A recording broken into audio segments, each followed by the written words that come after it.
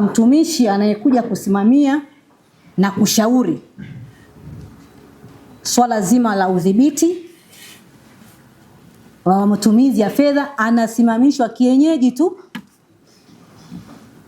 Lakini wakati huo pia, ndugu zangu, wizara ilishasema mtumishi huyo arudi kituoni kwake. Mheshimiwa Mwenyekiti, halmashauri yako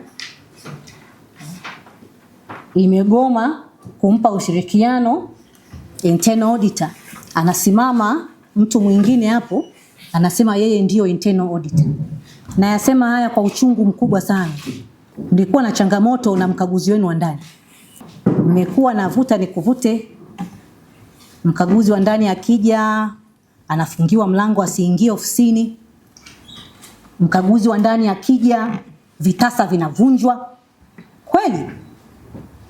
Ofisi ya umma mnamzuia mtu asiingie. Tumegeuza ofisi ya serikali kuwa kama mali binafsi. Mheshimiwa Waziri wa TAMISEMI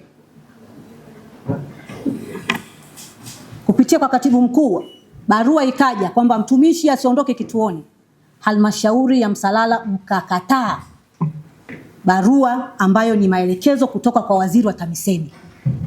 Yale ambayo mkaguzi wa halmashauri alikuwa anajaribu kuyaokoa, yale ambayo MMI kutoka ofisi ya rasi alikuwa anajaribu kuyaokoa, na wote wakaonekanika hawafai, yamekuja kuonekana kwenye jicho la CAG kwamba kuna changamoto kwenye halmashauri yetu.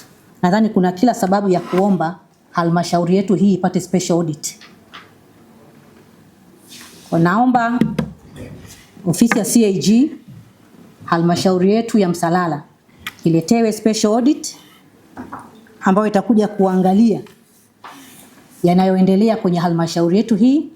Special audit ambayo itakuwa na jicho la kiukaguzi la ufuatiliaji wa changamoto za udhibiti na matumizi ya fedha kwenye halmashauri yetu hii ya Msalala.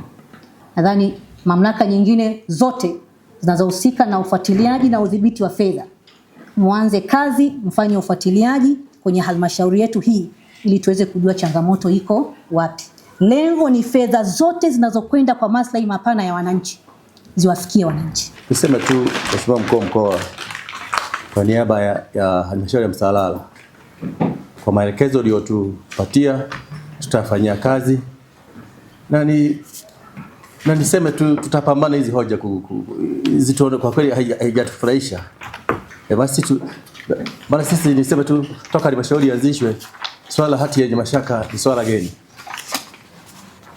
Sisi ni wasafi toka mwanzo, toka 2013 tumejitenga. Nikuombe tu mkurugenzi na timu yako kwa maelekezo ya mkuu wa mkoa, hizo nyaraka zipatikane, tufunge hizo hoja, maana ni nyaraka. Inawezekana ikawa ni wakati mwafaka kulingana na uchunguzi ulivyofanyika na ukubwa wa changamoto zilizopo.